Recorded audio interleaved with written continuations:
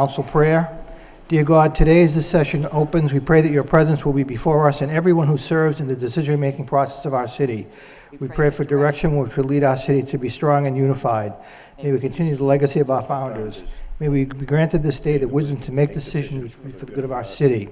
We also pray for your special blessing on all those who are working to transform our city and make it a better place to live and work. Amen. Please join me in honoring America. I pledge allegiance to the flag of the United States of America and to the republic for which it stands, one nation, under God, indivisible, with liberty and justice for all. Again, good evening. Would the acting clerk please call the roll? Councilor Broderick. Here. Councilor Caulfield. Here. Councilor Dakota. Here. Councilor Elliott. Here. Councilor Martin. Here. Councilman Donza. Here. Councilor Mercier. Here. Mayor Milanazzo. Here. Councilor Murphy. Here. 9 yeas. Chair recognizes Councilor Mercier. Thank you, Mr. Mayor. I'd like to offer a moment of silence in darkened chamber for two gentlemen who passed away recently. The first is Ernest Balagian, a lifelong resident of the Pawtucketville section of the city. Ernie was a health inspector with the city of Lowell for 20 years. He also enjoyed and participated in sports all his life and was inducted into the Greater Lowell Technical High School Hall of Fame in 1993. Besides his wife Bertha, he is survived by his 4 sons, Alan, Ernie, Eric, and Gary, 9 grandchildren, and 3 great-grandchildren. And David McGurl, City of Lowell treasurer, who passed away on Monday, August 15th, in a horrific car accident. Beloved husband of Patricia Lally, devoted father of 3 children, Megan, Brendan, and Devin.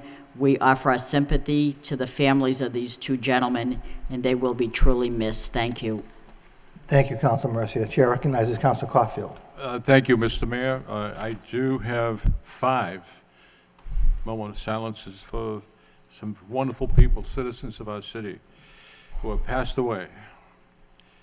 Richard A. Barry, Jr., a very devoted Lowellian, a loving and devoted husband, father, grandfather, brother, uncle, friend, and colleague. He served his country with pride and distinction during the Vietnam War. Mr. Barry was the funeral director of the H&L Farmer and Sons Funeral Home in Haverhill and Bradford. Although Mr. Barry lived in Lowell, he was extremely involved in the community in Haverhill and Bradford. Mr. Barry was extremely active in Haverhill community. He was past president of the Haverhill Exchange Club, New England District Exchange Club, and president and member of the New England District Board. Also the Salvation Army. Mr. Barry received numerous awards such as the Citizen of the Year from the Chamber of Commerce, the Boy Scouts of America, Salvation Army. He also brought harmony to our city. We all know Richard Barry as a member of the Lowell Gentlemen's Songsters, a barbershop harmony society, and under Mr. Barry's leadership, there were numerous conventions held at the Lowell Memorial Auditorium, which brought in thousands of dollars to surrounding hotels and restaurants. May he rest in peace. Also, Nick A. Masters, 100 years young, a loving and devoted husband, father, grandfather, friend, and colleague. Mr. Masters served his country with pride and distinction during the Second World War as a member of the elite Army Rangers. Mr. Masters was an avid New York Yankees fan and attended a New York Yankee doubleheader in 1928. And in the Yankee lineup were Babe Ruth and Lou Gehrig. Mr. Masters was a kind and compassionate man who loved Lowell and the people who lived in this great city. Also for Dr. Robert G. Mondo, medical doctor, a loving and devoted husband, father, grandfather, brother, uncle, colleague, a distinguished 40-year career as a surgeon. Dr. Mondo served as chief of surgery at the former St. Joseph's Hospital and a member of the surgical staff at St. John's Hospital. Dr. Mondo served in many boards and was involved in charitable causes throughout his career. One of the boards he served on was the City of Lowell Board of Health. And for Robert F. O'Connor, a loving husband, father, grandfather, brother, uncle, community activist. Mr. O'Connor was well known as a prominent banker, retiring as Vice President of Shawmut National Bank. Mr. O'Connor was involved in many charitable and civic organizations, the Kiwanis Club, Lowell Catholic High School, the Lowell Boys and Girls Club, the Salvation Army. Mr. Mayor, I can go on and on and on about this man. Mr. O'Connor was also instrumental in refurbishing the granite monument honoring the Portuguese-American veterans on Charles and Central Street for their sacrifice in the Battle of World War I, World War II, and the Vietnam War. And finally, for Lester H. Waterhouse, devoted husband, father, grandfather, uncle, brother, son of Harold Waterhouse, former arson inspector for the city of Lowell. May they all rest in peace. Thank you. Thank you, Councilor Caulfield. Would my colleagues allow me to bring a name forward from the chair? Thank you. I would like to have a moment of silence in darkened chambers for Marie Cook, a devoted mother, grandmother, and great-grandmother. Most of us remember Marie used to work right downstairs in the city clerk's office for a number of years. She's also the mother of Jimmy Cook, the director of the Lowell Plan and the Lowell Development Financial Corporation. Patrick Cook, former employee of the Lowell Police Department, now with Middlesex Community College. Kathleen Goddard, who lives out in Shirley. And also she was the mother of Gerald Cook, who passed away in 2003. She will be remembered as the matriarch of a well-known family here in the city. She loved playing bingo. She loved just being in the downtown. She actually lived in the downtown. We used to see Marie regularly in the downtown. So again, she was just a wonderful, wonderful friend, a wonderful, wonderful mother, grandmother, and great-grandmother. I'd like to offer Marie Cook's name in remembrance. Thank you. May we all now rise.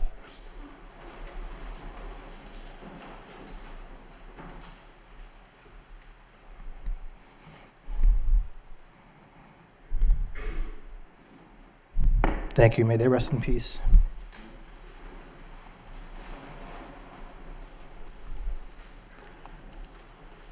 First item on the agenda would be the minutes of the August 19th meeting for acceptance. Motion by Councilor Caulfield, seconded by Councilor Mendonça. All those in favor indicate by saying aye. Opposed to vote. The chair would like to entertain a motion to suspend the rules to actually deal with two items this evening.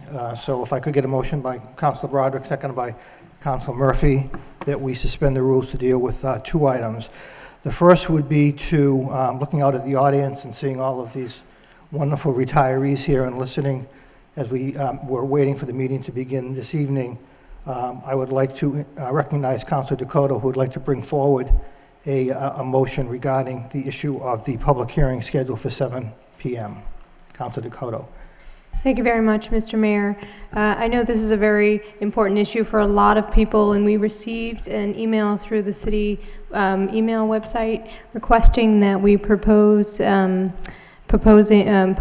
this meeting for the people who would not be able to come for the public hearing because they were on vacation.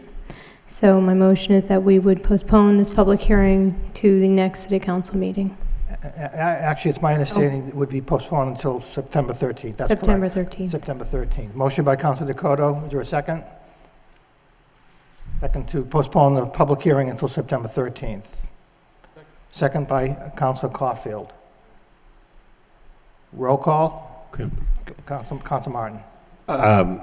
We just hear from the manager. I know the reason we scheduled this, and I'm sympathetic to people on vacation, but there are people here, I think, who may agree with the postponement, but I want to make sure that's not going to leave us short on the other end, because there is a narrow negotiating window once this statute gets adopted.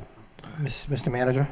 The reason we put this on the agenda soon after the legislature passed it was to enable us to get as much time as we could to sit down and negotiate for a period that would exceed the 30 days that's provided for in the law. If the council remembers, the provision of the new law for municipal health insurance is that the communities are given the authority to do plan design, but it does require that there be a period of expedited negotiations of 30 days. Now, with the approval of both parties, you can exceed that 30 days. And so our purpose in bringing this forward was to allow us to get the ball rolling as quickly as possible, enable us to have a period that would exceed 30 days to sit down with the various collective bargaining groups to try to hammer something out that was suitable for the city and provide us with the savings we're seeking, but would also be provide the employee groups and the retirees, because the retirees would have a seat at the table under this process, a longer period of time to try to hammer something out.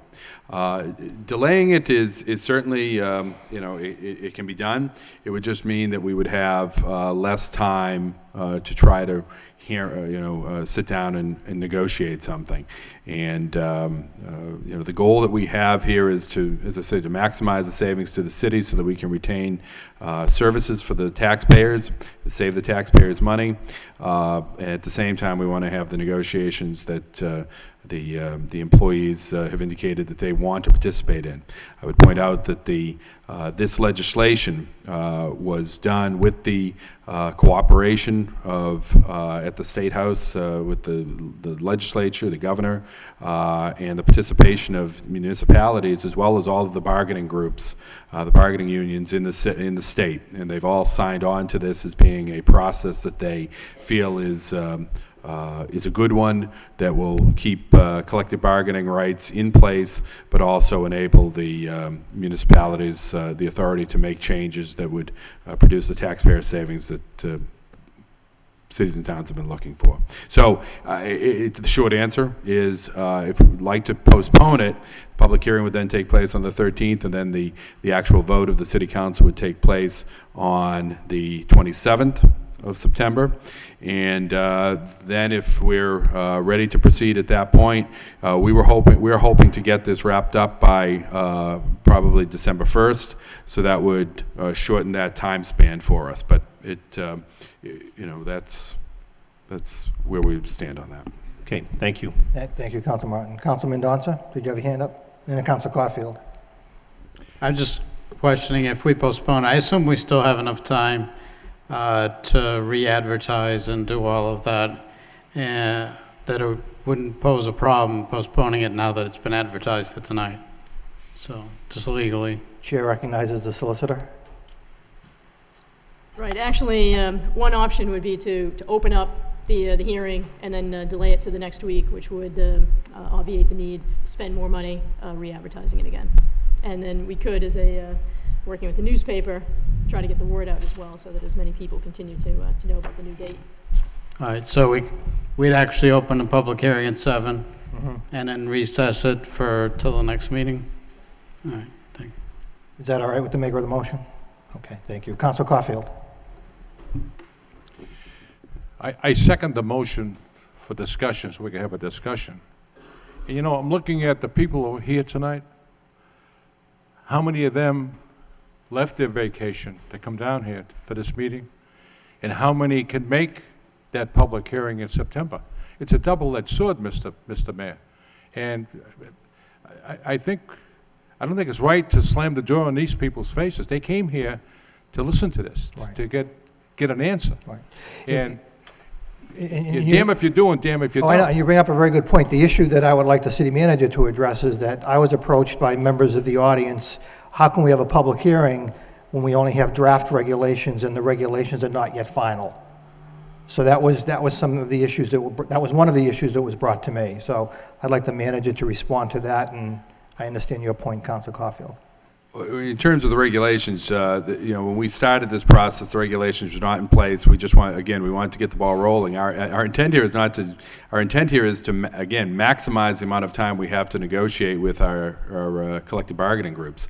There are emergency regulations in place. Communities have already started adopting it.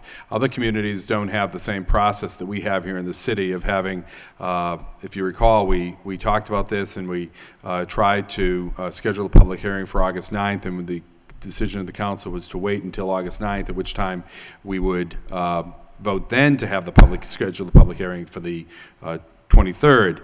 And then by council rules, it has to wait till the next meeting to actually take a vote, which would be September 13th. Other communities, the neighboring town of Chelmsford just adopted this last night.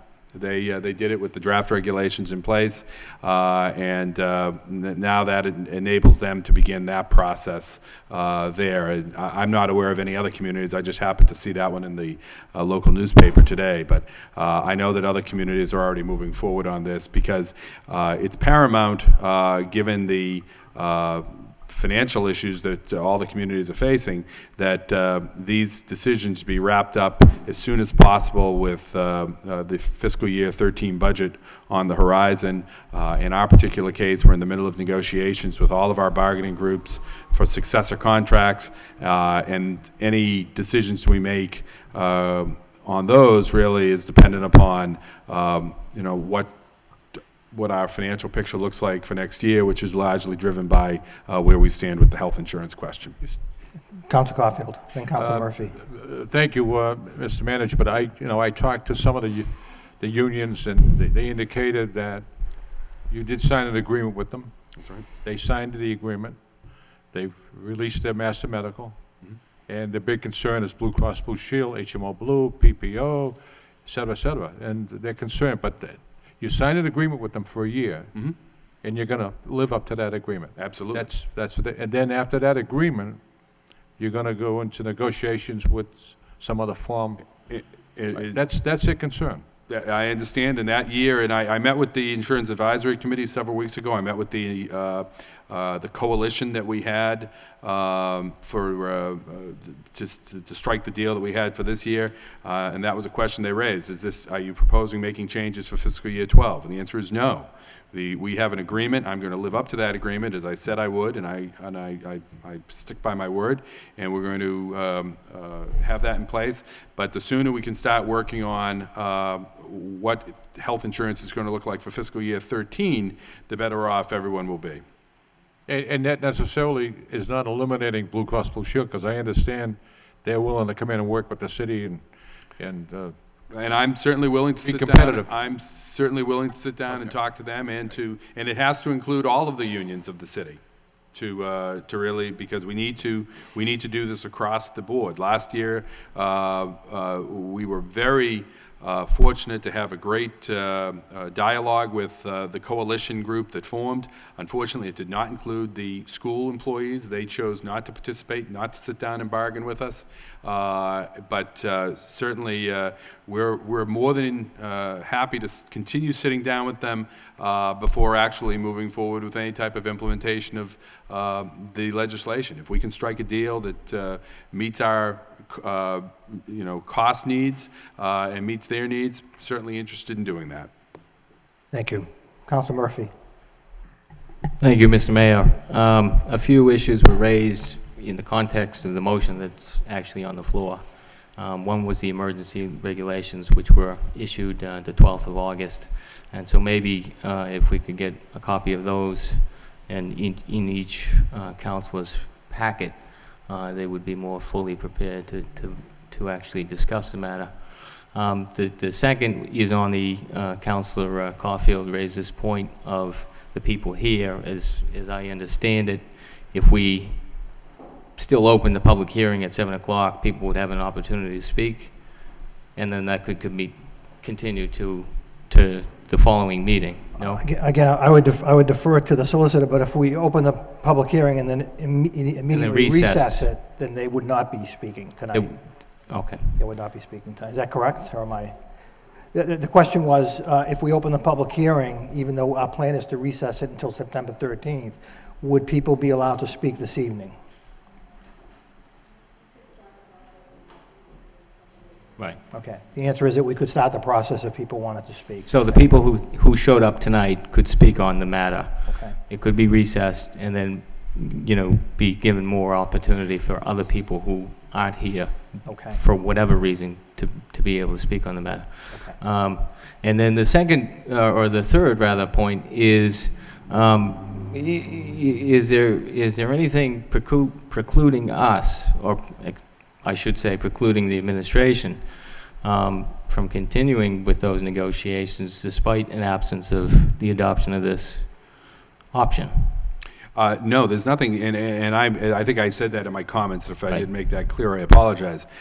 We can certainly continue to, even after this is adopted, we can continue to negotiate along those lines in the same format that we did before. However, and I had this discussion with some of the union members myself, the important point that I think has to be, that we have to look at is we need to get the school employees to the table. And to date, they've been unwilling to do that. So if they would, we could certainly do that, but I would certainly still urge the city council to adopt this. I will, at the public hearing, urge the city council to adopt this so that this is there as a mechanism if those negotiations fail. And we need to be able to have this tool that, by the way, I mean, the city of Lowell has been one of the leaders in trying to have this this tool given to municipalities. And I think but I'm certainly more than happy to continue. We had, as I said, we had a very good dialogue. We had an excellent relationship in bargaining last year, and I'm more than happy to continue that on to see if we can make the savings that we're looking for. And the savings that we're looking for is sizable. We're looking at potentially $4+ million based upon the calculations that we were looking at earlier today. It could reach even as high as $6 million. That's a lot for the taxpayers of the city of Lowell. Well, I certainly appreciate that. That's quite a bit. All my point was that, this doesn't stop those negotiations in any way, or Not at all. or even slow them down if, according to the regulations issued, that there's I think the wording was that you were encouraged to negotiate in good faith. And so I don't see that should slow the process down at all. What it does is the slowdown that I see as potential is if all sides and all parties involved in negotiations are not bargaining in good faith, then you're spending a lot of time spinning wheels, dragging things out. At the end of the day, we need to be able to make a decision and then move forward to the implementation as provided for under the law. And that's the process I wanted to set rolling and allow us to go through those, have those 30 days, go beyond the 30 days if need be. But certainly, in the meantime, we can still continue to talk and negotiate. I should also address another point that was raised about the teachers' union and not participating, because in these, according to the statute, the Public Employee Committee, the sort of apparatus that is set up by this is actually different than what's been taking place over the last year. So, Right. In other words, the proportional vote that's laid out in here, as well as retiree participation, not just informally, but as an actual percentage vote, is included in these regulations. That's correct. So, just to point that out. But back to the motion on the floor, I think, postponing it 2 weeks so that more people could, give input on the law, and so the councilors here more fully understand what the emergency regulations are. It seems reasonable to me. Thank you. Thank you, Counselor. Any more discussion on the motion? As amended, it would be to open the public hearing to vote to accept sections 21, 22, 23 as provided in section 21A of Mass General Law, Chapter 32B as amended. Open up the public hearing. Those who are here who wish to speak this evening may, and then the council will recess the hearing until September 13th. Roll call. Councilor Broderick. Yes. Councilor Caulfield. Yes. Councilor Dakota. Yes. Counselor Elliott. Yes. Counselor Martin. Yes. Counselor Mendonça. Yes. Counselor Mercier. Yes. Mayor Milonazo. Yes. Counselor Murphy. Yes. 9 yeas. The next item, while we're under suspension, I would like to entertain the following motion by Councilor Broderick to go into executive session for the purpose of discussing the reputation, character, physical condition, or mental health, as well as other possible matters relating to a city employee, as well as complaints and/or charges against the city employee, and then return to open session. Second by Councilor Caulfield. Any discussion? Roll call. Yes. Counselor Caulfield. Yes. Counselor Dakota. Yes. Counselor Elliott. Yes. Counselor Martin. Yes. Counselor Mendonça. Yes. Counselor Elliott. Excuse me, Counselor Mercier. Yes. Mayor Milonazo. Yes. Counselor Murphy. Yes. 9 yeas. The council stands recessed. We're going into executive Mr. session in Mayor. the mayor's reception room. Council Martin. For the people that are here, right, we're going to have this separate meeting. It's probably going to take more than 5 or 10 minutes. People that want to stay here and be heard on the health insurance question will have that chance at the conclusion of this meeting, or they can leave and come back at a later date, Correct. right? And That's still have an opportunity. That's correct, yes. Thank you. Mayor's reception room.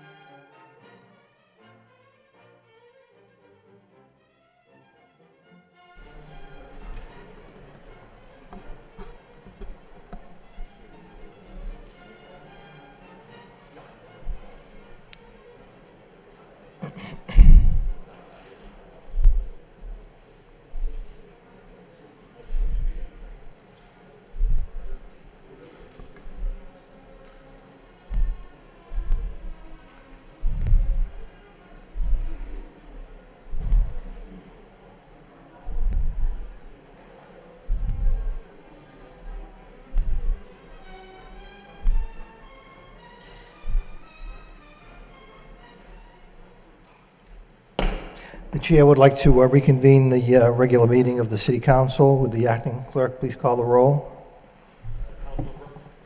Counselor Broderick. Here. Counselor Caulfield. Here. Counselor Dakota. Here. Counselor Elliott. Here. Counselor Martin. Counselor Mendonça. Here.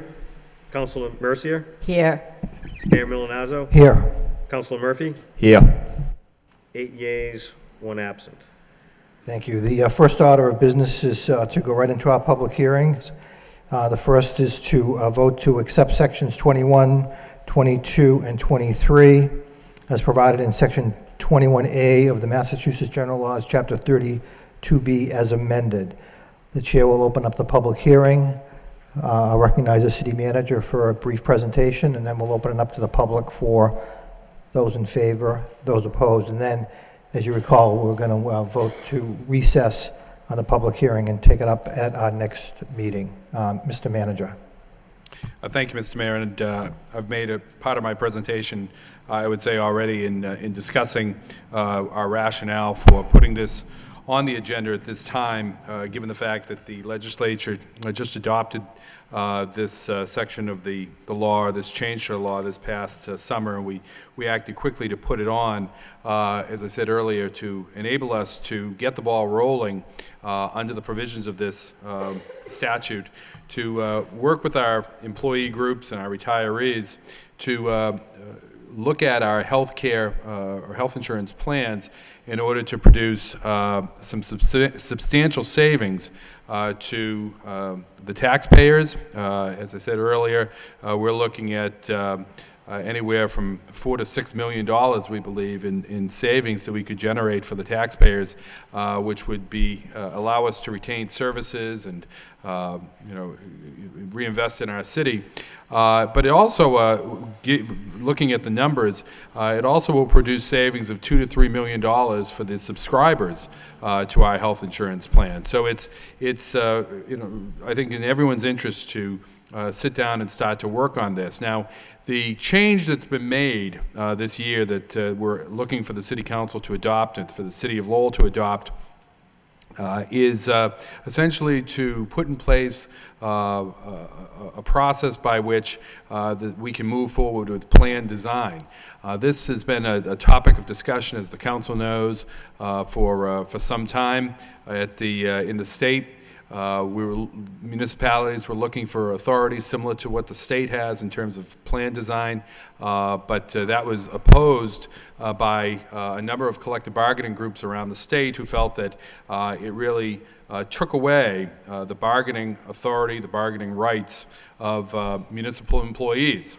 And as a result of that, the legislature and the governor worked with municipalities and worked with the public employee unions to put in place this change in the statute that sets up this process by which we can negotiate for a finite period of time and then move forward to implement a plan that will save, as I said, save the taxpayers and the subscribers a substantial sum of money.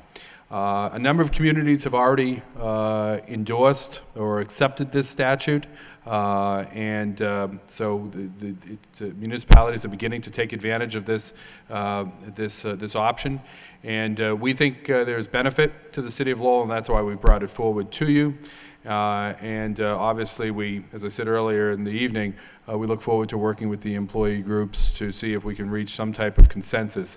We had a very good period of negotiations this past spring with our city employees. As I said earlier, unfortunately, the school employees chose not to participate. And but under this new provision of the law, we can work with the Public Employee Committee to craft a plan that makes sense and will bring some important savings to the taxpayer. Thank you, Mr. Manager. The chair will now open the public hearing for those wishing to speak in favor of accepting the vote as presented. Those wishing to speak in favor? Those wishing to speak in favor? Hearing none, that portion of the public hearing is recessed until our next regularly scheduled meeting. Those wishing to speak in opposition, chair recognizes anyone who wishes to speak in opposition. Your name and address, please. Good evening. Good evening, Mr. Mayor, Mr. City Manager, member of the City Council, my name is George Ryan. I reside at 27 Robert Bigelow Street in Chelmsford.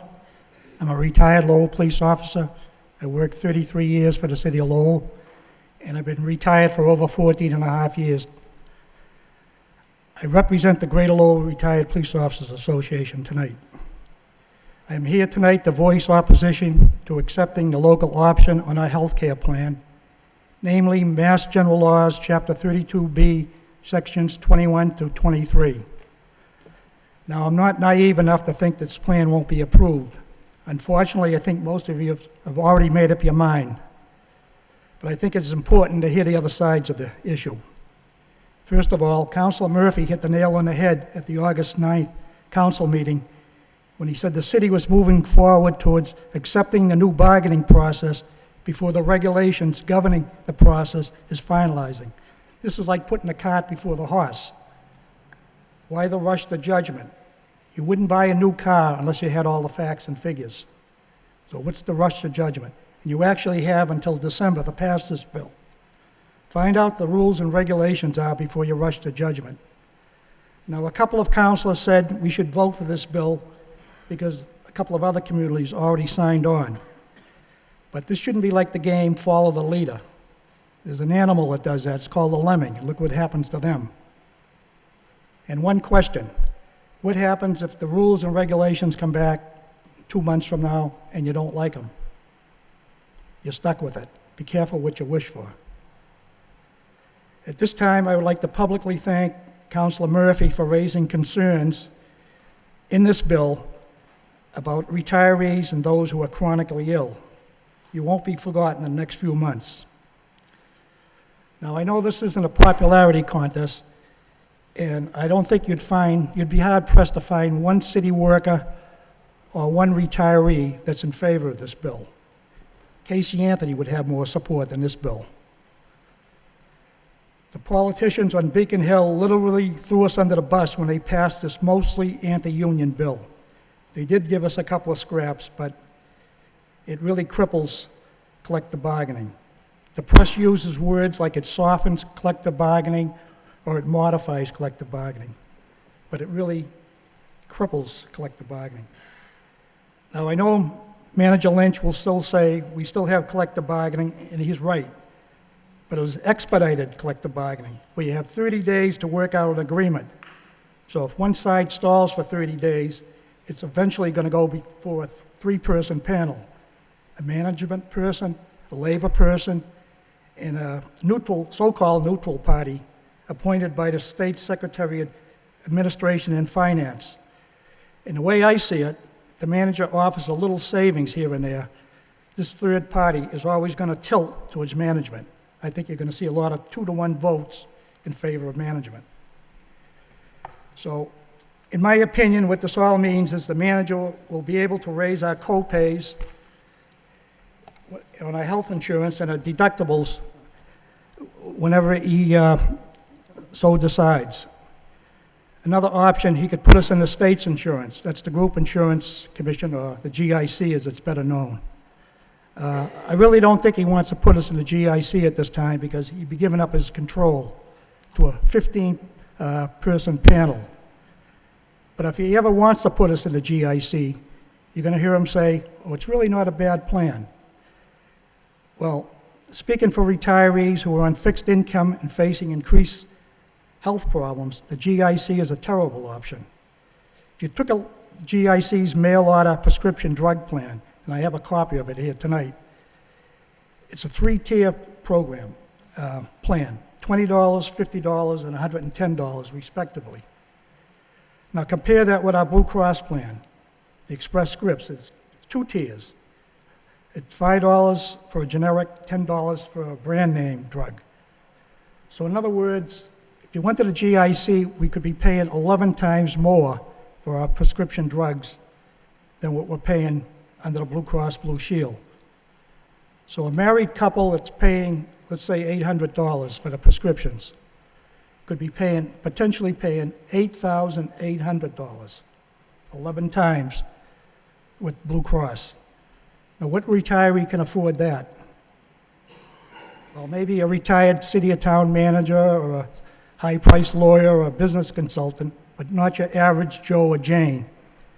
And I'm going to add one more name to that list. How about Michael Widmer? He's the head of the Massachusetts Taxpayers Foundation.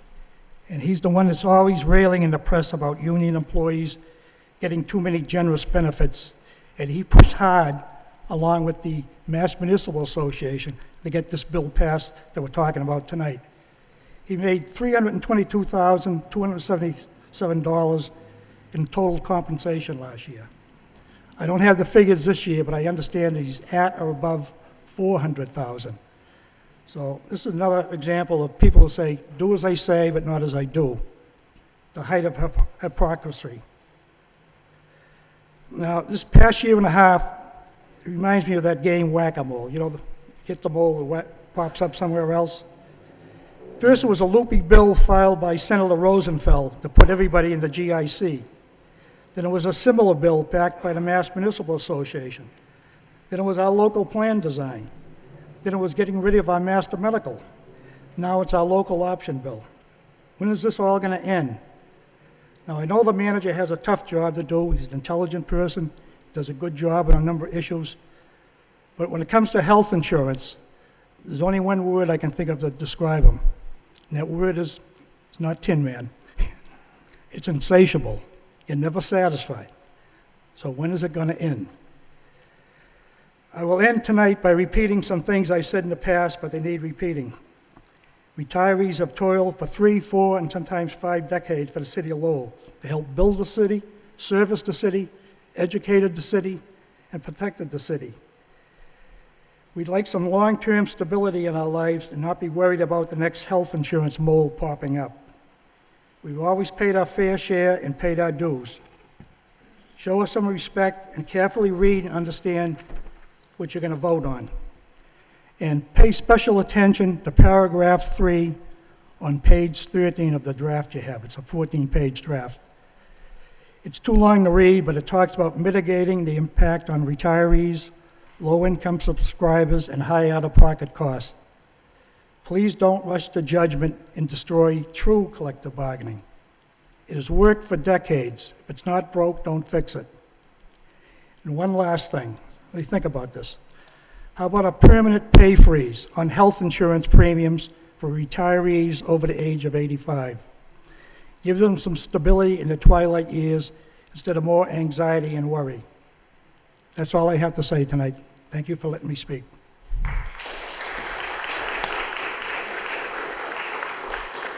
Thank you, George. Anyone else wishing to speak in opposition? In opposition? Hi, Marianne. Fine, how are you? Good, thanks. Welcome. Thank you. May I ask a question before I begin? If I speak tonight, would I be allowed to speak at the September 13th? Yes. If other? Yes. Thank you. Okay.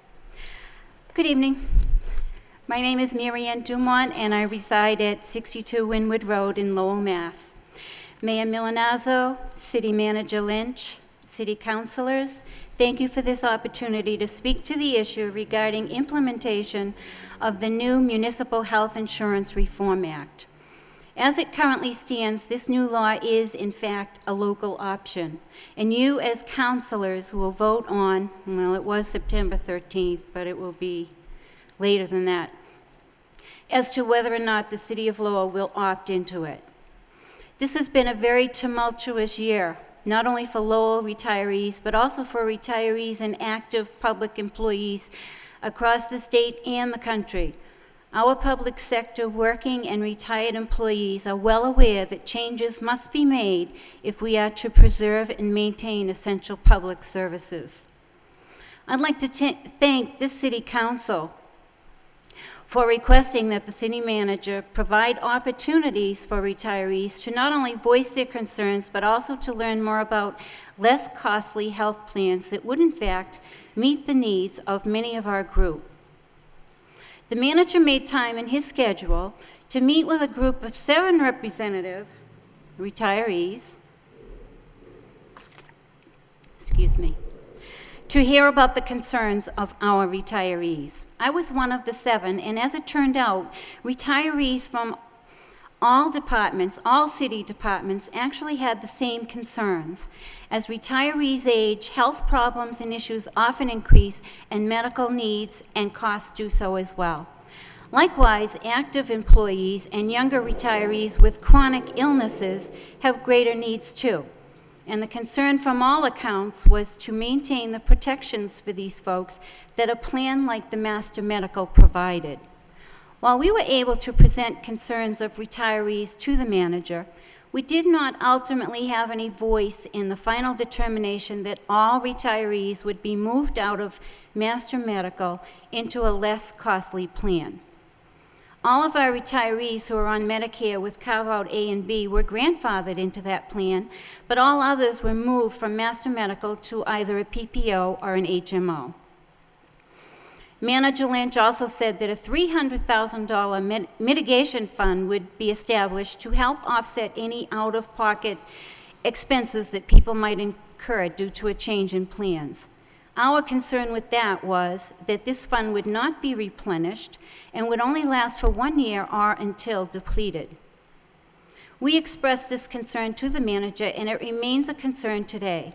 I would ask this council to thoroughly examine the final regulations of this new law to determine what kind, if any, ongoing health reimbursement arrangement could be established to offer the protection needed for our most vulnerable. Excuse me. The 14-page draft of the proposed regulations of the new law is definitely not an easy read. Have you all read it? As I understood it, the city does vote to if the city does vote to adopt the new law, employee health insurance would essentially be removed from collective bargaining, and management would have the authority to modify existing plan designs such as copays and deductibles. The premium percentage for active employees would remain in collective bargaining, but retiree premiums would remain the same for the next 3 years. Management could choose to move employees into the state's Group Insurance Commission, the GIC, or make plan design changes to the existing plans that match or closely mirror the GIC plans. Let's be honest. The millions of dollars that cities and towns would save are, in truth, millions of dollars that public employees will incur, as the health plan costs would be shifted from the community budget to the public worker/retiree. To be clear, this law does not in any way address the escalating cost of health care services and health insurance, which will become a pressing issue again next year at this time. Instead, retiree fixed incomes will suddenly be lowered, and active employees will see a decrease in their paychecks, otherwise known as a pay cut. I would respectfully ask this council and the city manager to proceed cautiously on this issue and be certain that the final regulations are in hand and fully analyzed before a vote is taken to adopt the local option or not. Many of our city and state leaders profess that they work to serve, protect, and save money for the taxpayers. Please don't forget that the public employees and retirees who will bear the costs of the implementation of this law are the very taxpayers who will not be served and protected by your actions. We need you to represent all taxpayers, and let us continue to work with you in finding a fair resolution to this issue. I would be remiss as a retired teacher after 35 years,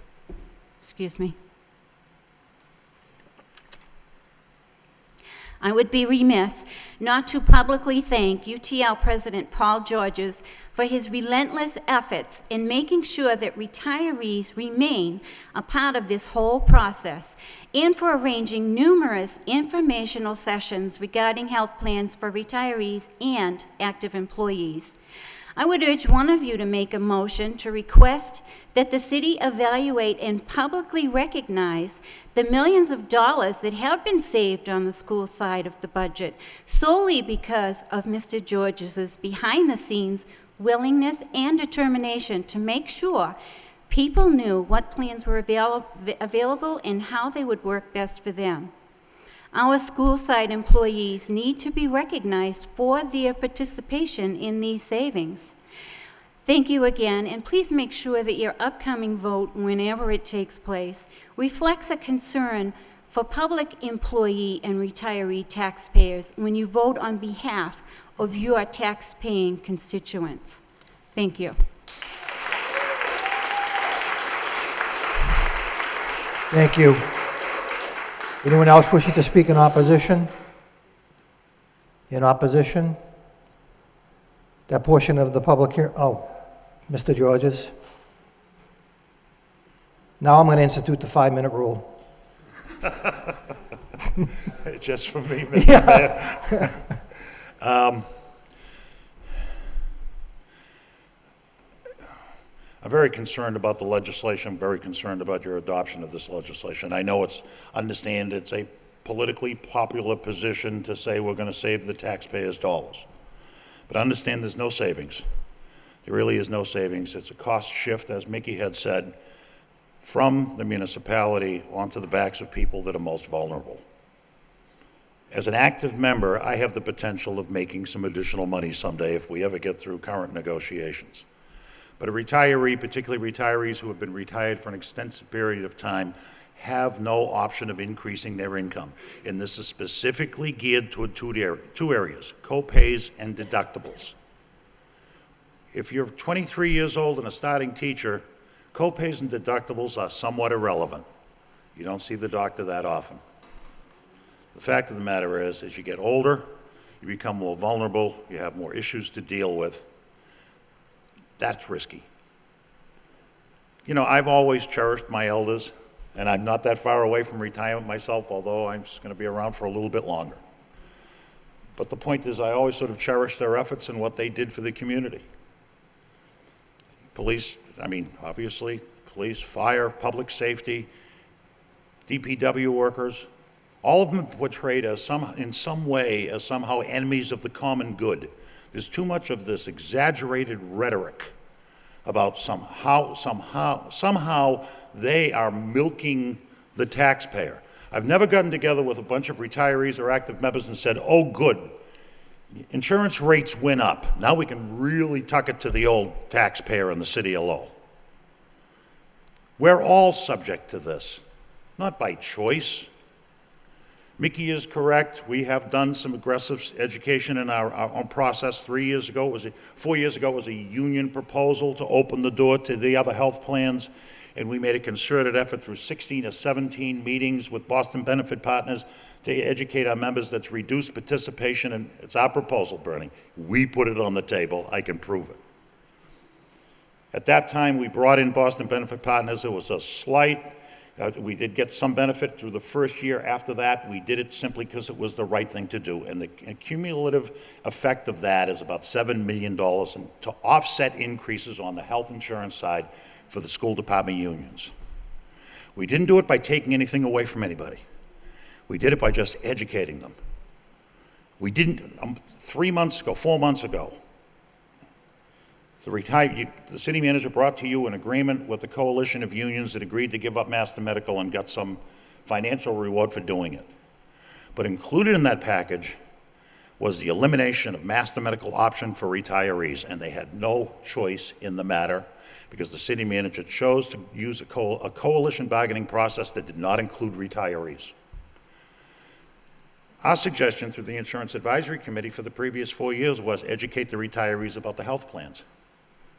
It fell on deaf ears until some of you, I think Mr. Caulfield was one of them, insisted that the city manager have an informational meeting in December of last year to educate the retirees. The idea of educating the retirees was to preserve their choice, not to retire them about what they were going to be forced into by a vote of the city council. I think that's disrespectful to the retirees, and I think there's another way of doing it, and I think we showed there was another way of doing it that was much more humane and respectful with our own active members by educating them about alternatives. We didn't have to hit them in the head. Now we get the prospect of another change, adoption of a local option. There should be no race to judgment on this. They shouldn't be subjected to this again. There's a lot, when Mr. Lynch on the 9th indicated, at the insurance advisory meeting in July, indicated that he wanted to go forward with this, at that time, I had a discussion with him, and I said, I think it would make sense to go slowly. You don't want to panic people. You don't want to put people in a position where they're anxious. Inform them. We'll work through it. I sent him a letter 2 days later saying, we had this discussion. He said he would take it under advisement. I said, what are you advising? He said, we're going to bring this on the 9th of August down for a public hearing and then schedule a public hearing on the 22nd, excuse me. There needs to be some compassion here. Do you know the outrage that goes on now when somebody at the national level says we're going to take away Medicare, or we're going to modify Medicare, or somehow Medicare is going to be, there's going to be some way of altering it? To many city retirees, the city health plan is their Medicare. It's their only plan. They can't go to something else. There are many city employees who have Medicare as a primary source of health insurance, and the secondary is the supplement to plans cited or supported by the community. But there are more progressive ways of getting to where you need to go and save money than there is simply putting people who dedicated their lives to this community in a situation where they're treated, I wouldn't say coldly, but I would say without the compassion that should be there when you're making decisions about something so important to these people who have worked so hard. We've done our part. I understand, it's often, even earlier this evening, I think it was portrayed, the school department unions haven't cooperated. No, we were not going to cooperate in a process that didn't include the retirees. That's a principled issue to us, and we didn't. Nor would we. Now the state legislature says the retirees have to be part of it as coalition bargaining under 32B, and that's fine. But I'm asking you as the elected representatives here to go cautiously. I think Mr. Elliott one time, months ago, had said something about having a subcommittee of some sort to look at health insurance issues. Please don't get seduced by the idea that somehow the taxpayers, all we have to worry about is the taxpayers. Every person here is a taxpayer. Every retiree in the city of Lowell is a taxpayer, either here or in some other municipality. Don't forget that.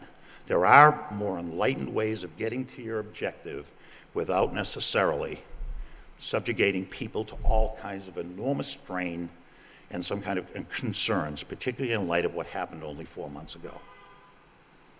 We'll work with you. I'll work with Mr. Lynch.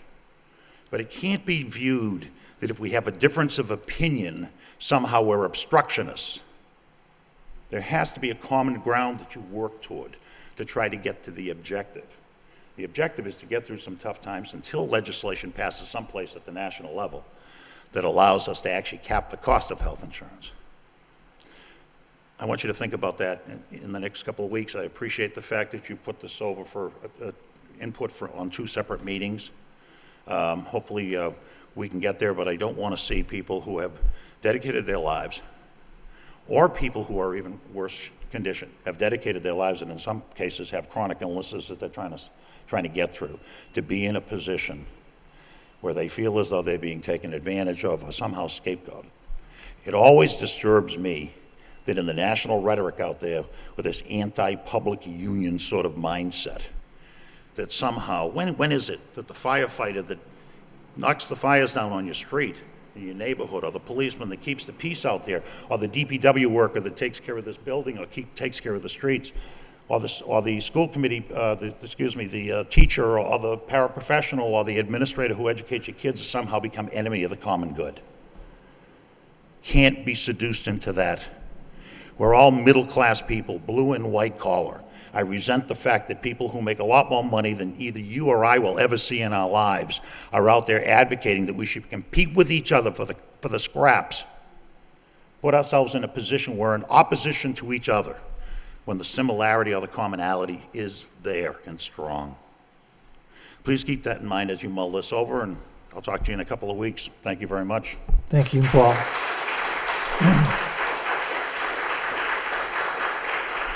Thank you, Paul. Anyone else wishing to speak in opposition? In opposition? In opposition, hearing none, that portion of the public hearing is also recessed until September 13th. So at this point, the public hearing is recessed until September 13th. Thank you for your patience, and thank you for your concern. Moving on with the next public hearing. I'll open the public hearing, National Grid, 20 feet of conduit on Columbia Street.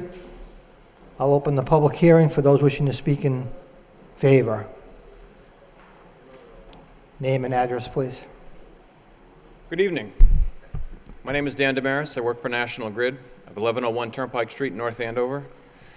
We received a request from a developer who would like to develop the corner lot of Wood Street, Middlesex Street, and Columbia Street for commercial development. The developer requested that we feed this development underground. In order to accommodate that request, National Grid would need to place conduit and primary cable on Columbia Street from an existing pole 2 for approximately 20 feet, in which case we would continue on to the private lot of the individual. I seek permission from this body to do so. Thank you. Anyone else wishing to speak in favor? In favor, that portion of the public hearing is closed. Those wishing to speak in opposition? In opposition, public hearing is closed. Motion to refer to the wire inspector report and recommendation by Councilor Caulfield, second by Councilor Broderick. All those in favor signify by saying aye. Opposed, it's a vote. Thank you. Moving on to the city manager's portion of the agenda. We have responses to council motions and requests. Anybody have anything that they'd like to hear from the city manager? We also have the superintendent of police here, and I know that there is a very detailed report from the Lowell Police Department on recent activities in the downtown. So, speaking from the chair, I know some of you, especially those of you on the Public Safety Subcommittee, will probably want to hear about the report. Councilman Donza. Well, yes, that's actually all I wanted to do, was to forward that report to the Public Safety Subcommittee to work on the recommendations. Thank you. Motion by Councilman Donza, second by Councilor Broderick, to refer the Lowell Police Department report on the issues in the downtown, as well as one other property out on Outer Middlesex Street, to the Public Safety Subcommittee. All those in favor signify by saying aye. Opposed, it's a vote. Mr. Manager? Mr. Mayor, just by way of explanation on this too, and the superintendent and I have discussed this, is indicated in the report, the cover memo that I attached. The superintendent has been working with his command staff, his senior people, and the people that work on this with a number of recommendations that we hope to be able to bring to the Public Safety Subcommittee in the very near future. So if we could work jointly with Councilor Caulfield and setting up that so that we have a number of recommendations that we can then bring to the subcommittee to review, that would be helpful. Yes, Thank you. we'll Councilor convene the Caulfield. meeting at the next council meeting at 5 p.m.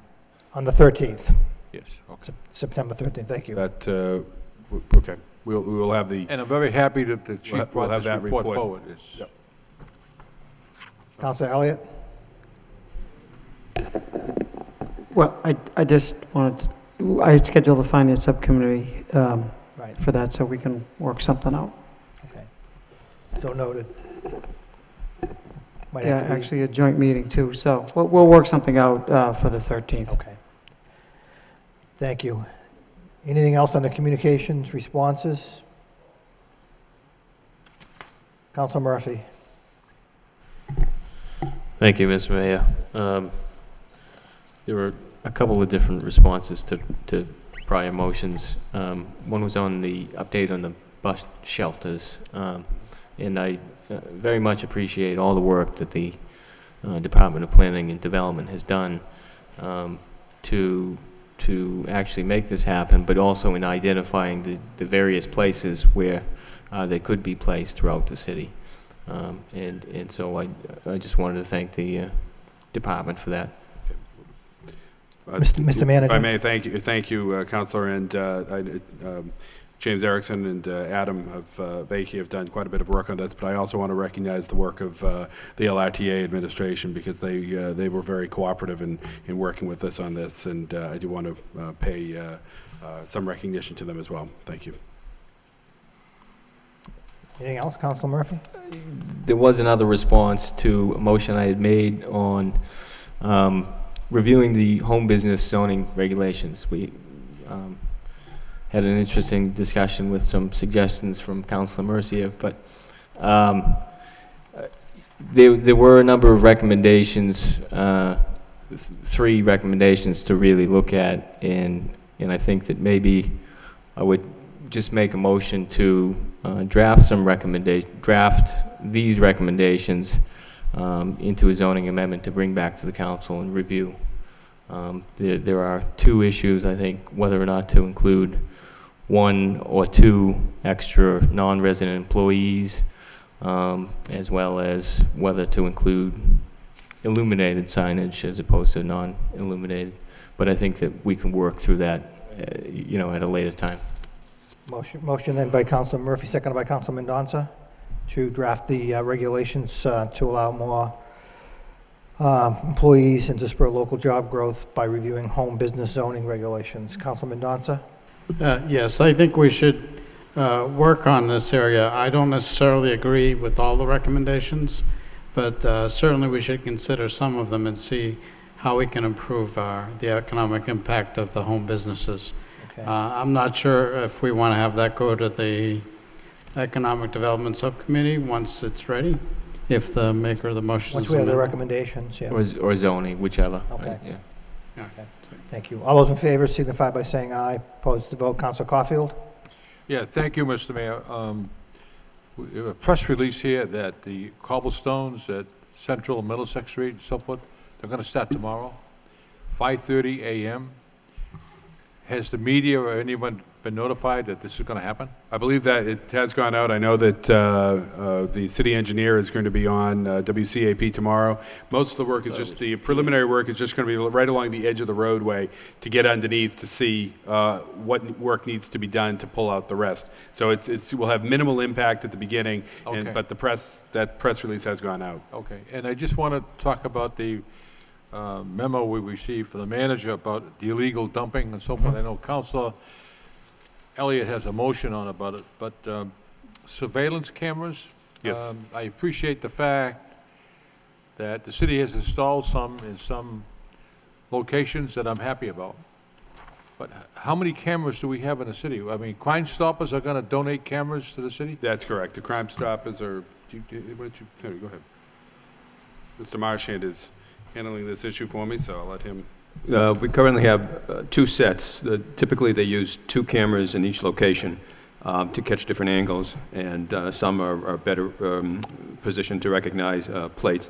Crime Stoppers has agreed to donate another set of cameras, so that we'll have 3 locations, hot spots or new dumping locations, on a rotating basis, continually being monitored through the city once these get in place. Henry, I appreciate the fact that Crime Stoppers are going to donate those cameras, but with a $300 million budget, Mr. Manager, why don't we just go out and buy some? I mean, this is a serious issue out in the city, and they can be used year in, year. And we certainly have the opportunity to go out and buy other cameras as well, but Crime Stoppers wanted to come forward and help out on this. Oh, yeah, matter, but so I mean, we certainly, as need dictates, we can always get more cameras. Just to report, on the list I gave you and Kendra with all the locations of the illegal trashing and so forth, I took a ride around the city. Those people removed all that litter from the sidewalk, or they get rid of it. And it works. The simple fact, if the people know the city's going to be coming around investigating, they get rid of it. And that's why I keep pressing for that inspector to be out there roaming the city and taking those notes down. It's going to continue until we get that inspector or inspectors out and throughout the city. So that's all I have to say. Thank you. Councilor Broderick? Thank you, Mr. Mayor. Through you to the manager, is there a simple way for residents to report this so that it is a supplement to our inspectors as well? If someone sees trash in their neighborhood, if they're driving through, can someone send an email? I know we have different systems. I think sometimes it gets more confusing. Is there a simple way? I suppose they can call down to the manager's office, but people should know they can call and report it as well. Absolutely. They can contact the manager's office. Some people do that. Some people contact inspectional services. Some people use the eGov emailing system that we have. Some people call the Public Works Department. We get calls from a number of different areas, but it's all coordinated through, and it goes out to the inspectors who are already out in the field, and they go out and take enforcement action. Then, if need be, the Public Works Department goes out and does the necessary removal. Okay, thank you. Thank you. Anything else on the communication, responses to motions? Hearing none, motion by Councilor, Councilor Murphy. Thank you, Mr. Mayor. I just wanted to also thank the administration for providing a report on funding of some solar trash compactors throughout the neighborhoods to reduce our trash as well as litter throughout those neighborhood business districts. So thank you. Thank you. Motion by Councilor Martin, seconded by Councilor Murphy to accept the report and place on file. All those in favor signify by saying aye. Opposed, the vote. Next item, we have 4 out-of-state travel requests. Motion by Councilor Mercia, seconded by Councilor Dakota to take them together. All those in favor signify by saying aye. Opposed, the vote. Does anyone have any comments or questions? Motion by Councilor Elliott, seconded by Councilor Mendonça, that we accept approve the recommendations as presented. Roll call. Councilor Broderick. Yes. Councilor Caulfield. Yes. Councilor Dakota. Yes. Councilor Elliott. Yes. Councilor Martin. Yes. Councilor Mendonça. Yes. Councilor Mercier. Yes. Mayor Milanazzo. Yes. Councilor Murphy. Yes. 9 yeas. Thank you. Next item, in City Council vote authorizing the city manager to apply for, accept, and expend funds in the form of a grant from the Department of Environmental Protection on behalf of the City of Lowell for use in the City of Lowell recycling program administered through the Department of Public Works. Whereas the City of Lowell is desirous of obtaining funding for use in the City of Lowell recycling program administered through the Department of Public Works, and whereas the Commonwealth of Massachusetts Department of Environmental Protection will provide the City of Lowell a sustainable materials recovery program grant for mandatory recycling enforcement coordinator, and whereas the City of Lowell will be provided with $50,000, and whereas this grant has a matching requirement of $9,000 for year 1, while an additional $6,000 matching requirement will be required in year 2. Now therefore be it voted by the City Council of the City of Lowell as follows, that the city manager be and is hereby authorized to apply for, accept, and expend funds on behalf of the City of Lowell from the Department of Environmental Protection Recycling Grant, which will provide a sustainable materials recovery program grant for mandatory recycling enforcement coordinator in the amount of $50,000 to be funded over the course of 36 months with a city matching requirement of $9,000 for year 1 and $6,000 for year 2 for use in the City of Lowell recycling program administered through the Department of Public Works. Be it further voted that the city manager is authorized to execute the Commonwealth of Massachusetts standard contract form and any other documents necessary for the acceptance and expenditure of said grant funds on behalf of the City of Lowell. Second reading by title and City Council vote, authorizing the city manager to apply for, accept, and expend funds in the form of a grant from the Department of Environmental Protection on behalf of the City of Lowell for use in the City of Lowell recycling program administered through the Department of Public Works. What's the wish of the council? Move approval. Move approved by Councilor Mercy, second by Councilor Caulfield. Any questions? Councilor Mendonça. Just to clarify, the language says matching requirement 9,000 year 1, and it's an additional 6,000 in year So 2. 15,000. 15,000. Yes. All right, thank you. Thank you. Roll call. Councilor Broderick. Yes. Councilor Caulfield. Yes. Councilor Dakota. Yes. Councilor Elliott. Yes. Councilor Martin. Yes. Councilor Mendonça. Yes. Councilor Mercier. Yes. Mayor Milanazzo. Yes. Councilor Murphy. Yes. 9 yeas. Thank you. Next item, in City Council order pursuant to Chapter 266 of the Code of Ordinances of the City of Lowell concerning Section 266-6 thereof entitled Temporary Experimental Regulations, Temporary Traffic Regulations are hereby implemented for a period of 60 days, whereas the City of Lowell desires to make temporary rules regulating traffic under actual conditions for a period of 60 days, and whereas Chapter 266 of the Code of Ordinances of the City of Lowell, Section 266-6 thereof entitled Temporary Experimental Regulations authorizes the City Council to make such temporary rules for a period not to exceed 60 days. Now therefore be it ordered, adjudged, and decreed by the City Council of the City of Lowell as follows. Effective immediately for a period of 60 days thereafter, the following temporary traffic regulations shall be implemented. Section 266-55, parking for handicapped persons, elderly drop-off, Section C, in order to accommodate the needs of handicapped persons, there are hereby set aside and reserved for persons having V or HP license plates, as well as temporary handicap parking permits, the following parking spaces hereby amended by adding the following: Canal Street, southeast side 219 Jackson Street, beginning at a point 188 feet northeast of the northeastern curb line of the portion of Canal Street crossing the Hamilton Canal, running northeasterly a distance of 22 feet along Canal Street. Second reading by title, if there's no objection, in City Council order pursuant to Chapter 266 of the Code of Ordinances, City of Lowell, concerning Section 266-6 thereof, entitled Temporary Experimental Regulations, Temporary Traffic Regulations, are hereby implemented for a period of 60 days. What's the wish of the council? Move approval by Council Caulfield, seconded by Council Broderick. Roll call. Council Broderick. Yes. Council Caulfield. Yes. Council Dakota. Yes. Council Elliott. Yes. Council Martin. Yes. Council Mendoza. Yes. Council Mercier. Yes. Mayor Milonazo. Yes. Councilor Murphy. Yes. 9 yeas. Next item is a communication from the city manager regarding acting city manager. Dear Mr. Mayor and members of this council, I will be on vacation from Wednesday, August 24th, 2011 through Tuesday, September 6th, 2011. I am requesting that the council designate Thomas Moses to serve as acting city manager during this period. If you have any questions, please do not hesitate to contact me. Very truly yours, Bernarda Flint, city manager.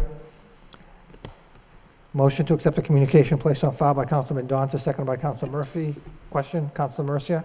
Did I have that look that I was questioning something? But I am. So I don't know how you knew that. I just want to know if Tom Moses is a department head. Yes, he is. At what department? Finance Department. Department head of the finance department. That's correct. Okay, that's all I wanted to know, because someone questioned that, and Thank I you. wasn't I've just been aware. informed by the acting clerk that we need a roll call vote on this, so the clerk, please call the roll. Council Broderick. Yes. Council Caulfield. Yes. Council Dakota. Yes. Councilor Elliott. Yes. Councilor Martin. Yes. Council Mendoza. Yes. Councilor Murphy. Yes. Excuse me. Councilor Mercier. Yes. Mayor Milonazo. Yes. 9 yeas. Thank you. The next item is an ordinance that I believe both of these next two items will be reported out of the Public Safety Subcommittee. So is it the wish of the council to suspend the rules to take the subcommittee report by Council Broderick, seconded by Council Mendoza? All those in favor indicate by saying aye. Opposed to the vote, the chair recognizes Council Caulfield. Thank you very much, Mr. Mayor. The Public Safety Subcommittee convened a meeting this evening at 5 p.m. In attendance was Councilor Dakota, Councilor Elliott, also Mayor James Milonazo, Councilor Rita Mercier, Councilor Joseph Mendoza, Councilor Bill Martin, Councilor Patrick Murphy, Manager Lynch, Police Chief Ken LaValle, Librarian Victoria Woodley, the Solicitor Chris O'Connor, Tom Moses, Henry Marchand, members of the library staff, and members of the Library Board of Trustees. And it was a continuation of a recess meeting that was held August 9th. And it was a good discussion. We had two ordinances before us. One ordinance was a mirror image of the New Bedford ordinance. And for reasons that the solicitor explained, that it would be hard for her to recommend adoption of this ordinance. I must commend and applaud Councilor Elliott for working hard on this issue for the past 5 or 6 months, along with many other members of the council. And at the last meeting, a motion was made to also have the solicitor draft an ordinance with recommendations that she had furnished the council. It is an excellent ordinance, and the subcommittee unanimously voted in favor of sending this ordinance to the council for a vote to send this to a public hearing. And many people came to the podium and spoke for something to be done, an ordinance, and now we do have an ordinance. Hopefully the council will accept this. We have something to hang our hat on. I think it's an ordinance that many communities throughout the state will probably use as a role model. It does not violate the First, 14th Amendment of the Constitution of the state of Massachusetts, and I'll just read one paragraph, and this one paragraph says it all. To the viewers at home, the penalties. Any violation of this ordinance found after a hearing, if one is so requested by a level 3 sex offender, will result in a lifetime ban of use of the Pollard Memorial Library. The Massachusetts Sex Offender Registry Board, the parole board, and/or parole officer of the offender will immediately be informed of the violation. This is something we didn't have. Hopefully, we can send this to a public hearing. If it passes, it will be law, and we'll have something I think we'll be proud of. And I want to thank my colleagues on the subcommittee for working extremely hard on this issue. That's the report, Mr. Mayor. Thank you, Council Coffey. Anyone else want to weigh in on the subcommittee meeting? All those in favor of accepting the report as a report of progress signify by saying aye. Opposed to vote. Going back then now to the regular agenda. Mr. Mayor, I'd like to get a date set for a public Oh, we will. hearing. We're going to do that now. Oh, you are? Yes, Okay. yes, thank you. The first item, which was the ordinance that the subcommittee is not recommending, I guess I would defer to the city solicitor. Does this need to actually be voted by the council, or can we just simply withdraw it from the agenda? I'm sorry? Number 9 would be sent off to a public hearing. As well? 9 is 9 is the one. Okay, fine, I'm sorry. Okay, so then we have a motion to send ordinance amending Chapter 266 by inserting a new section 222-13 entitled Library Child Safety, refer to a public hearing on September 27th by Councilor Caulfield, seconded by Councilor Dakota. All those in favor signify by saying aye. Opposed to vote. Mr. Mayor, I want to clarify, it's the ordinance that the solicitor drafted. That's correct. We don't want to get that mixed up. Library Child Safety, that's Okay, correct. thank you. Section 222-13. So that will go to a public hearing on September 27th. So then my question, the next ordinance, since it was not recommended by the public safety, should be withdrawn or voted up or down, Madam Solicitor? It could be withdrawn. Okay. Withdrawn. So moved. So moved by Councilor Mercia, seconded by Councilor Broderick, that item number 10, the ordinance amending Chapter 222 by inserting a new section 22-14 entitled Child Safety Zones, be withdrawn. All those in favor signify by saying aye. Opposed, it's a vote. Thank you. Mr. Mayor? Yes. Before we get into the rest of that agenda, I thought under subcommittee reports, and I just wanted to say that I met with the city manager as well as the commissioner of the chairman of the cemeteries, Jerry Laggy, and we did talk to the city manager regarding my motion and this council's discussion on the upgrades and retooling the rules regarding the Lowell cemeteries. And I have an update on this particular motion that we will revisit these rules, and the Cemetery Commission will hold a public meeting on Thursday, September 8th at 6 o'clock at the Senior Center, which is the Council on Aging on Broadway Street. So that is a public hearing. The public's invited to come. All the people that came up to the podium are welcome to go there. It's a public hearing on Thursday, September 8th at 6 o'clock, giving people enough time to get out of work and attend. And it's a big enough venue at the Council on Aging to hold a great number of people. We're only there to get input from the public as to what their concerns are. We don't want hostility or anything else like that, but thank you for holding that meeting. Thank you, Mr. Mayor. Thank you, Councilor Mercia. Councilor Broderick? Thank you, Mr. Mayor. That's a great announcement. I'm wondering, we must have a list of people that had concerns and the people that actually have family members out there and so on. Is there a way that we can contact people directly to let them know about the meeting? I mean, it's nice that we announce it here. People on vacation, not everyone watches the meeting or reads the newspaper, unfortunately. So if there's a way we can directly contact folks to let them know and kind of spread the word, because there were quite a few people concerned, and I think word of mouth may travel more quickly as well. And if they can't find that list of people, I have it. Okay. I have that list and their addresses and all. So I'll give it to you tomorrow. How's that? Okay, thank you. Motion to accept the report as a report of progress by Councilor Mendonça, seconded by Councilor Martin. All those in favor signify by saying aye. Opposed to vote. Anything else under subcommittee reports? Hearing none. Under general petitions, we have the first petition, a miscellaneous petition from Attorney Flood, representing Unity Place LLC, requests a license to maintain 3 bollards located within the sidewalk area of the city, referred to the Law Department for proper vote by Councilor Martin, seconded by Councilor Broderick. All those in favor signify by saying aye. Opposed to vote. We have 1 claim for property damage, referred to the Law Department by Councilor Murphy, seconded by Councilor Elliott. All those in favor signify by saying aye. Opposed to vote. We have, under utility petitions, we have 2 pole locations, National Grid pole location, Willie Street, Andover Street at Nesmith Street. Refer to a public hearing for September 13th by Councilor Broderick, seconded by Councilor Dakota. All those in favor of sending these on to a public hearing signify by saying aye. Opposed to vote. And the last utility petition is a conduit request by National Grid, 35 feet of conduit on Jackson Street. Refer to a public hearing on September 13th by Councilor Dakota, seconded by Councilor Elliott. All those in favor signify by saying aye. Opposed to vote.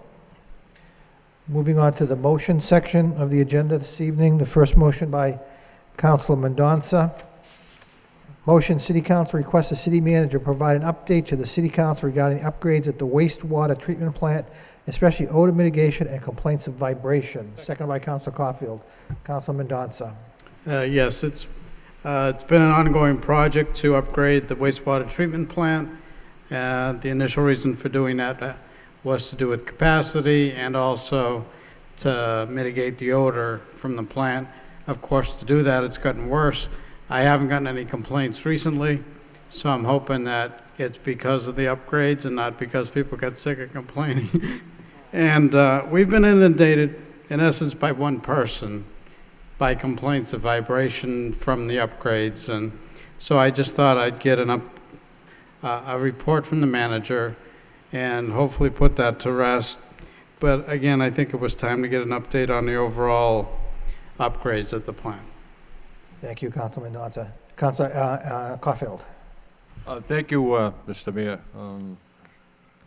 Lowell Sun reporter Lyle Moran, Manager Lynch, and I toured the facility last Thursday. We spent a good 2 hours there, didn't we, Mr. Manager? It was hot, wasn't it? The 4 new screw pumps have been installed. There's no vibration. I think the odor control is working. And the electrical, all the electrical is in-house and so forth. But I'd like to attach to the motion, if we could, I believe the loan order was $35 million. How much money of that has been spent on what, and what is left? Okay? Okay, thank you. Thank you Maker for of the bringing motion that is up. fine with that, okay. But there's vast improvements out there, and they even have daylilies and flowers and everything, so it's looking Isn't that the nice and report? pretty. Yeah, that's right. Any other comments on the motion as amended? All those in favor signify by saying aye. Opposed to vote. Next motion by Councilor Mendonça. Motion, City Council requests the city manager report on the costs and revenues for the sealer weights and measures function of other communities served by the Northern Middlesex Council of Governments. Second by Councilor Dakota. Councilor Mendonça. Yes, we had a discussion recently about the costs and how much of the revenue would recoup from those costs. And there was an explanation that there is some subsidy or subsidizing of these, and it might be normal in other communities as well. But I thought I'd just get a report to show what it's like in other communities, if we're like it, or if we really should expect more revenues by doing more inspections or something like that. And I want to keep it separate from any personnel issues. It's nothing to do with that. And that's why I waited a little while before putting in this motion. Okay. I believe the manager is handing out a report, a summary of the program. Actually, it looks like it's within five communities. Chair recognizes the manager. Well, thank you. I mean, I'll have to look it over, but. We'll get you a more detailed. Councilor Caulfield gave a report on the first motion, so I thought I'd take this one. But I just wanted to get these numbers out there so that they were in the council's hands. But we will get a more detailed verbal, well, not verbal, but written report to the council as well. Thank you. Thank you. Any other comments on the motion? All those in favor of the motion signify by saying aye. Opposed to vote. Next motion by Councilor Dakota. Motion, City Council requests the city manager to replace bike racks in downtown. Second by Councilor Murphy. Councilor Dakota. Thank you, Mr. Mayor. I was pleased to see quite a few bike riders this year downtown. Unfortunately, they struggle to tie their bikes up to light poles and other places. We used to have bike racks on the meter stands, and with the new meter stations, they're gone primarily. So I'd like to see those return if we can. Any other comments, questions? All those in favor of the motion signify by saying aye. Opposed to vote. Next motion by Councilor Dakota. Motion, City Council requests the city manager organize downtown summit that produces a strategic plan to address parking, snow removal, and other infrastructure issues. Second by Councilor Mercia. Councilor Dakota. Thank you again, Mr. Mayor. I know you've performed summits downtown. I'd like a follow-up, if we could, that addresses these 3 issues so we can set some goals that are achievable and then continue the dialogue. Could you just let me know where we are with the truck, the snow truck that we purchased? Did we buy that? The sidewalk with the plow, blower? with Yeah, the blower. Yeah. We that is in. It's in. It is okay. In. And I know that the capital plan also included another larger piece of equipment as well. I don't believe that is in yet, but that's we're hoping to have that for the winter season. Okay. But the sidewalk blower is in. Great. This last year was very difficult for all the businesses in the city with the snow, but we would like to address that in advance of Absolutely. the snow coming. Thank you. Thank you. Any other comments on the motion? All those in favor signify by saying aye. Opposed to vote. The next motion by Councilor Dakota. Motion, City Council requests the city manager develop a comprehensive summer recreation program, both fee-for-service and subsidized, that supports the needs of Lowell's working families. Seconded by Councilor Broderick. Councilor Dakota. Thank you. I've actually had quite a few residents discuss this with me over the past several years, and this is my first summer that I've actually had to have my children in summer programs. And unfortunately, there are lots of programs in the city, but they're not well collated, so it's difficult to know where they are, when they are. And I know we've made a great effort to try and have all our programs be free, but there are families who are willing to pay. And it's important, I think, that families who live in Lowell have good local options. And so I'd like to see some comprehensive programs, both for those who can't pay, but also for those who are willing to pay. Thank you. Thank you. Any other comments? All those in favor of the motion signify by saying aye. Opposed to vote. Next motion by Councilor Dakota. Motion, City Council requests the city manager update City Council on the status of long-term pension and health care obligations. Seconded by Councilor Caulfield. Councilor Dakota.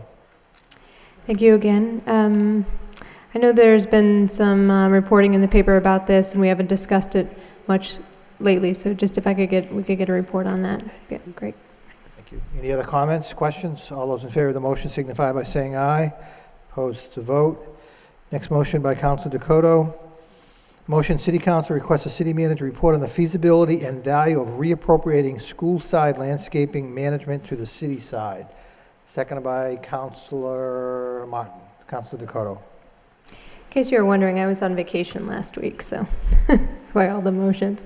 Okay, so I noticed that this summer, the landscaping at the schools left something to be desired, and I do think that our municipal building should be a beacon and represent the best of what we have to offer, particularly if we're asking residents to keep their yards up. We should do the same. So I'd just like to know if it makes sense. I know that the school, each school, their maintenance person kind of shares that duty of maintaining the building and the landscaping. I'd like to see if it makes sense for that to move to the city side, both appropriating the duties and the funds necessary to do that. Thank you. Any other comments or questions? School committee person John Leahy did register to speak on this motion and the next motion. I don't believe he's here, but I just wanted to, I'm assuming he's supporting it, so I just wanted to get that into the record. All those in favor of the motion signify by saying aye. Opposed to vote. Next motion by Councilor Dakota. Motion, City Council requests the city manager have the appropriate city-side department meet with school-side facilities manager and school committee's facilities chair for the purpose of reviewing and updating school-side maintenance priorities. Seconded by Councilor Mercia. Councilor Dakota. Thank you again. This motion actually ties in with motion 33 by Councilor Broderick, but I received a call from school committee member John Leahy regarding a meeting that you had, some information that was on their last agenda, and there was just an interest in sitting down. I know as we move out of the kind of the fiscal crisis we've been into, we're going to start investing in infrastructure and capital improvements. So if we can find a way to make sure that we're all on the same page so that we're not asking them to spend money they're not necessarily comfortable with. Before I recognize the city manager, I'd like to, if it's okay with my colleagues, to take Councilor Broderick's motion, which is, as Councilor Dakota mentioned, quite similar. Request that the Finance Subcommittee schedule a joint meeting with the School Committee's Facilities Subcommittee to discuss maintenance and a general school facilities update. Seconded by Councilor Mendonça. Do you want to speak on the motion, Councilor? Sure. This is a result of School Committeeman John Leahy asked if we could put together a joint Finance Subcommittee meeting, and basically the purpose of this is the council has to refer it to the subcommittee for the council to meet, and that was the purpose. I think if we take Councilor Dakota's motion and have the two sides meet, okay, and then schedule the joint Finance Subcommittee meeting, that would be more beneficial, and probably try and get everyone on the same page, at least information-wise, and then discuss and explain how these things have transpired and what we can do in the future. Okay. Thank you. Mr. Manager? Just if I may, this was a little, I think what prompted some of this is a little bit extra twist that the bond council put forward this year for us with the capital budget that was approved by the council last year. They included some improvements at various buildings, including some that were school, and a new requirement that they asked us to put in place was to have the school committee vote, because they fall under the jurisdiction of the school committee. I don't believe that's always been the case here in the city or in many communities, but it was something they did this year, but it did sort of come as somewhat of a new approach and concept to some of the members of the school committee. We were investing in their buildings as we do on a regular basis, except now we were asking them to vote to allow us to make those improvements that we had, our land and buildings people had identified as needs, such as the doors at the high school, some windows at one of the schools. I believe there were some other energy improvements as well. What I do think would be helpful is for us, as we do our capital budgeting, to get more input from the school department through their facilities manager and then the school committee that can be passed on to us. Now, obviously, their expectations, their desires for the buildings may not be something that's affordable necessarily in one felt swoop, but if we could put together some type of strategy, and I think working with them in some way would make a great deal of sense. So what I might suggest with these two motions is that they be referred. I can have our land and buildings people meet with their facilities manager and start talking about putting together a full plan, and then have that plan brought to that joint committee, which I think would then there'd be something in front of everyone to speak to at that particular time, and maybe shoot for doing that sometime in the next couple of months. That was the intention. Thank you. Great, thank you.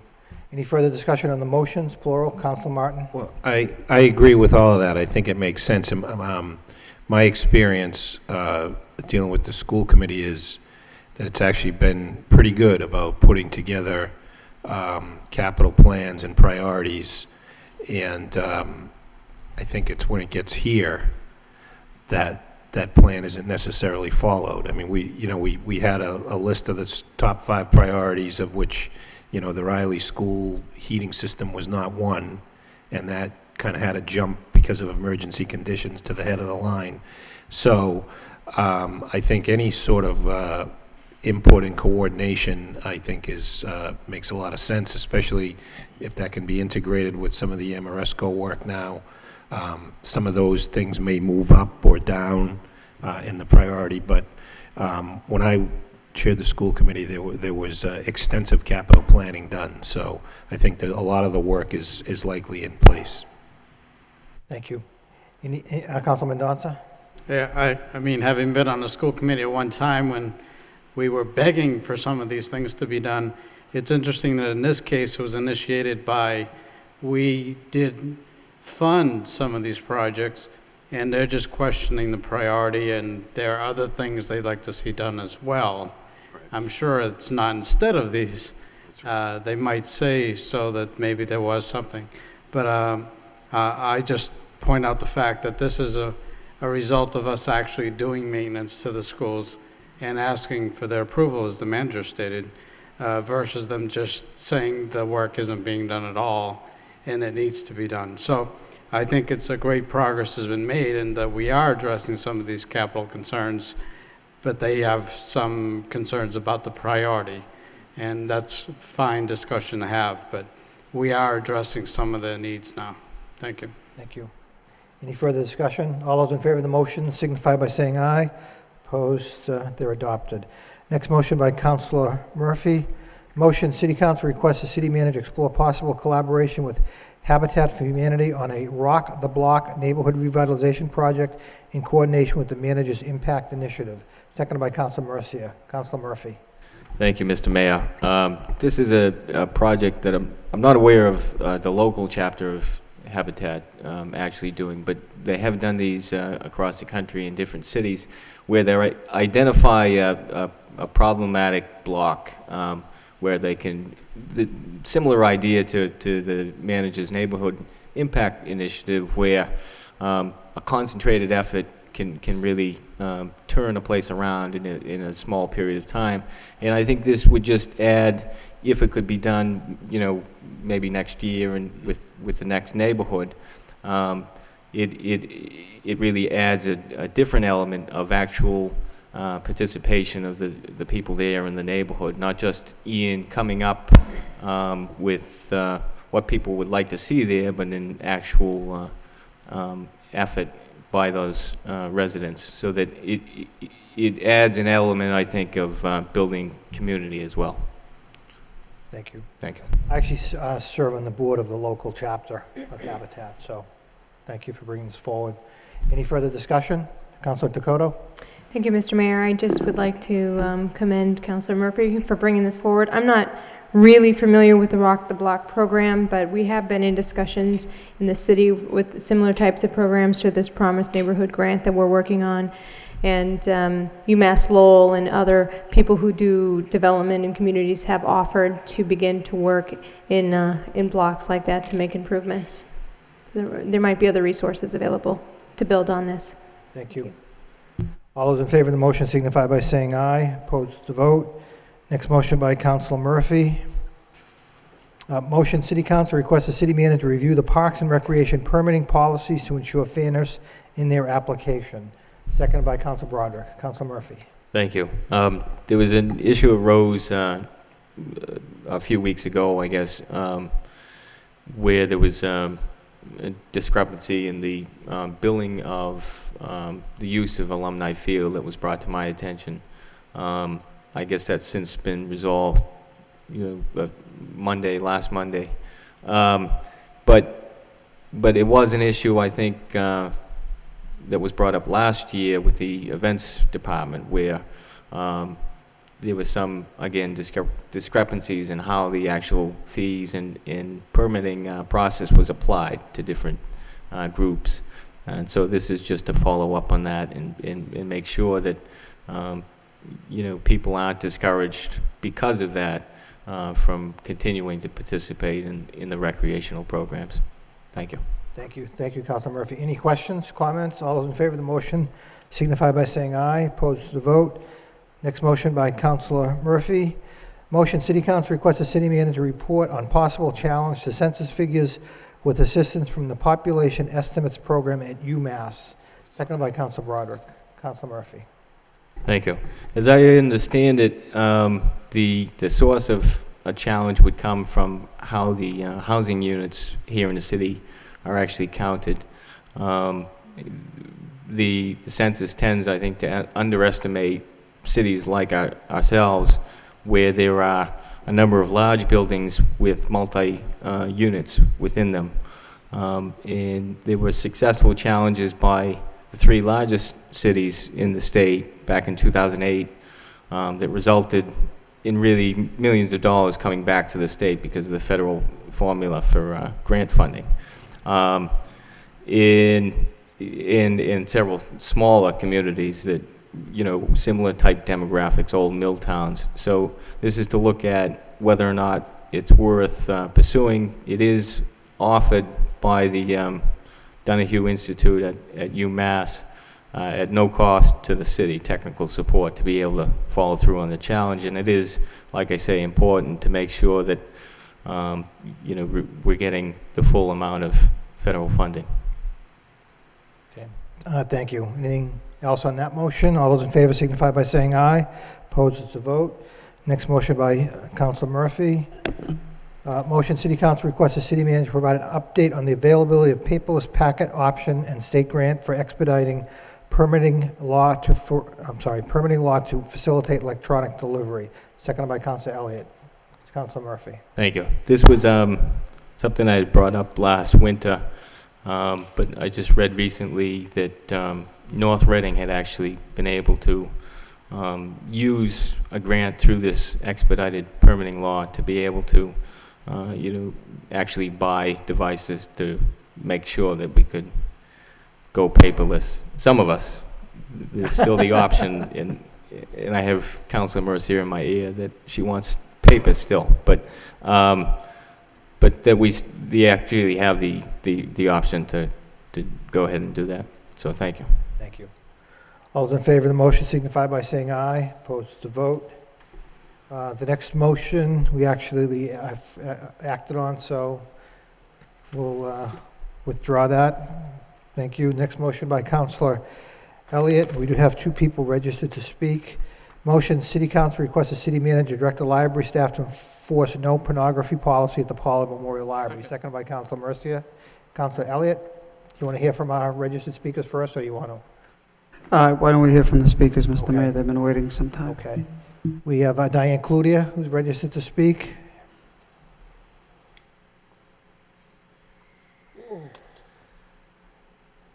Good evening. My name is Diane Cloutier, 120 18th Street in Lowell. I'm here late this evening because I strongly support Councilor Elliott's motion to ban the pornography from the computers, and most importantly, to enforce that ban. I think there's a couple of issues here. I think my understanding is there is the ban in place on the policy. The question is how to enforce it. And I think there are 2 issues. One is that there seems to be a question of procedure as to how the ban is to be enforced. So, for example, if a library worker or a patron happens to see pornography or what they consider to be sexually offensive material on a computer, there seems to be a question as to how that would be handled. Right now, it really just depends from day to day as to whether or not the patron is actually spoken to, whether or not the computer is actually turned off, whether or not the patron's privileges are questioned in the future. And I'm not here tonight to determine what the procedure would be. I'm just here to let you know that there probably should be one, so that whenever there is suggestive material that's found on the computers, there's some sort of unilateral procedure that is followed with each and every patron. So, for example, if someone is found looking at something, the supervisor would automatically either ask the person to turn it off or turn off the computer or whatever it is that's going to be determined. I think that there needs to be a procedure first and foremost. And I think the second question on the issue is whether or not there are filters right now, my understanding is on the children's department floor, and there are filters on the first floor. On the second floor, my understanding is there are not any filters. So the question becomes, in order to help alleviate the pornography that's being seen, and I myself have seen what I consider to be sexually offensive material as early as today. So the question is, can you put more filters on more computers? And can you do that and still allow people to look at material that is acceptable, that the filters won't filter out? One of the problems is that if you're looking up medical material and you have a filter on it, a lot of the patrons have a very difficult time doing that because the filter is filtering out something that, quite frankly, it shouldn't be filtering out. A particular word or a particular phrase in the medical field, and those people have every right to look up that material. So one of the suggestions that I had come up with is to actually filter out more of the computers on the second floor, either with the same filters or with a stronger filter, and then leave specific computers available on the second floor that have no filters. Initially, when the library was renovated, I believe that's what had happened. There were approximately 5 or 6 computers up facing the reference desk on the second floor that are highly visible, that were meant just for they were donated by Bill and Melinda Gates, and they were meant just for either word processing or research. And somehow along the line, I think it changed. And I think it might not be a bad idea to revisit that. The idea that maybe you filter out more of the computers on the second floor and you just leave 4 or 5 computers that are unfiltered, that are specifically for research. My experience in the library is that the vast majority of people that come in looking for, to use an internet, the majority of them are really looking to get on an email or a Facebook account or something like that, or just to do some basic searching.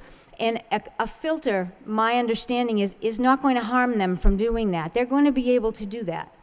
It's when they get into certain sensitive material that they would need to be on an unfiltered computer.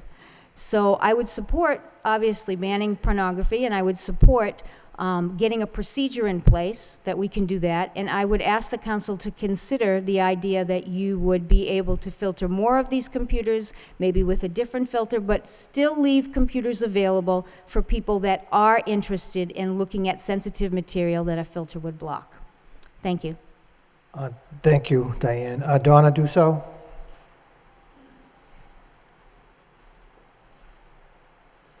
Good evening. My name is Donna Dusso.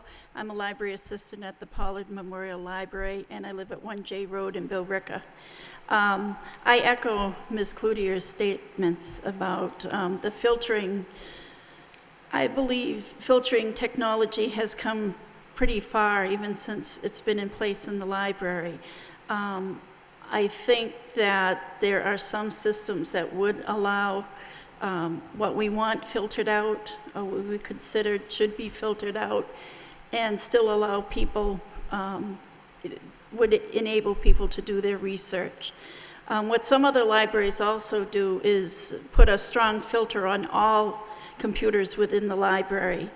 But if people do have a problem accessing information that they do need, they go to the librarian, and the librarian disables the filtering on that particular computer.